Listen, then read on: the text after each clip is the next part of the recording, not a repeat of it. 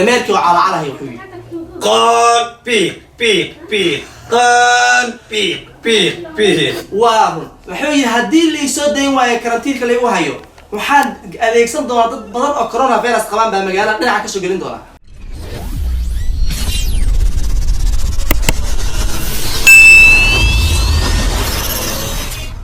السلام عليكم ورحمة الله تعالى وبركاته. داوداش قيمها يقدرين تنغمضن وان سلامني رمضان كريم. كوسو دوادا channel كداونا سان وكوبعية كوميديان سيدو كلا جلا channel يوليبا أبوان جاي official. كوسو دوادا ما أنتوا حني ودنا أرنتو يكتكتي برانكي يكتكتي challenge وعلى مرة يا ورئيسي. بريها سيدا أختهم با وحسوا كردي عبشرة لنكاس كورونا فيروس. عبشرة ضدك بلادك إيه قبل ما dhankaas iyo xawayaamaha taa cabashadooda aad ay u sii badanaysaa waxa ay la fadhiyaa wariyaheena oo dhinacaas noogu soo warraba xawayaamaha iyo sidoo kale gudoomiyaha xawayaamaha asagana la fadhiyo ku soo dhawaad banjay aan kugu bilaabo adigo waad naasantahay Khalid waa runtiis barnaamijka daawan guda galo saaka aroortii hore ayaa keynta hore banaankeeda ka dhacay madfac weyn oo lagu dhuftay qolyaha digiiranta kadib weer culus markii lagu qaaday kooxda digiiranta oo ku cabatay inay weerarka wacdi dharay ku maray inay argudan doonaan ayaa wariyaheena oo u hadlayo kooxda digiiranta ayaa wuxuu yiri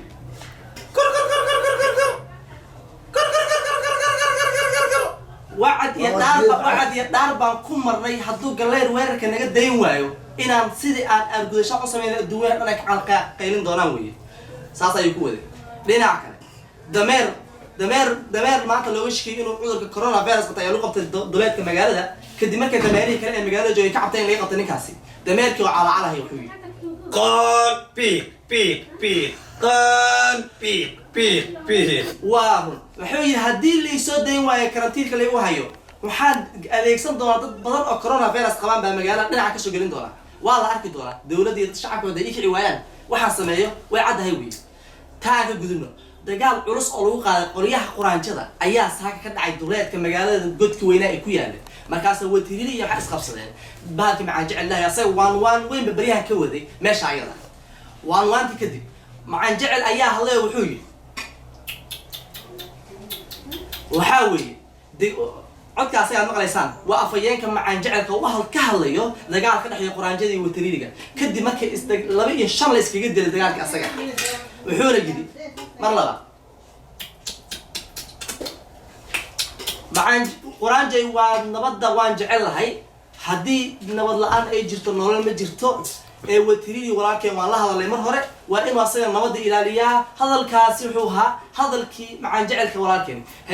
isku dubaridkii iyo aan ku noqdo waa tahay daawadayaal halka weli nagala socotaan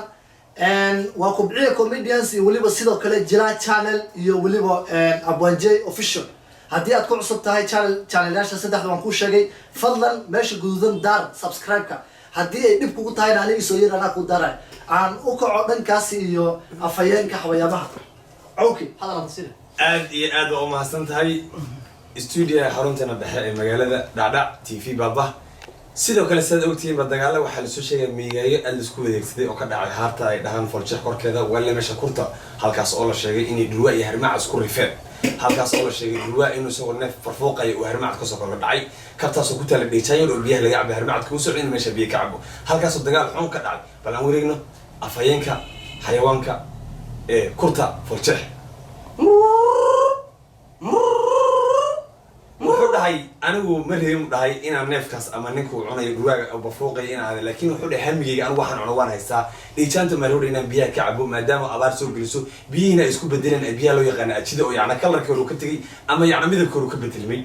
halkaas waxaa soo dhex galay oo markii xafaaltanka dagaalka u dhacay waxaa imaaday wasiirka labiska lagooya dumarka oo halkaas arrin yar kasoo jeediyay oo la yaab leh wasiirkaas oo la dhaho magaciisa xoor oo la sheegay meesha inuu ku yaalay geed goosay ah oo shinni ay ku abuurtay ogtiiba malab ka dhex baxay meeshaas oo la sheegay nin geli jira intuu shinnidii jabsaday markuu dhahay aad ku xasid meesha ka cunto looxaantiina oo xoor imaaday halkaasoo hal xabo dhuusa ku dhuftay wasiirka xoorka u qaabilsan magaalada Forjeex wuxuu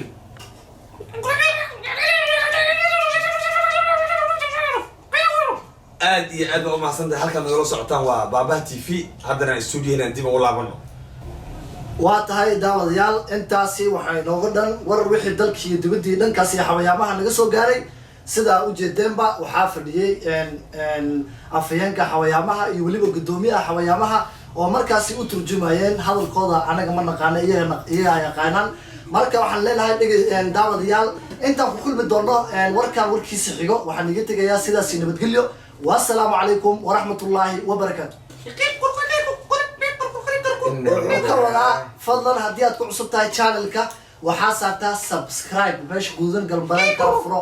si uu tanna wuxuu ku wadaa si uu kuu soo gaaro warkaan warkiisa xigo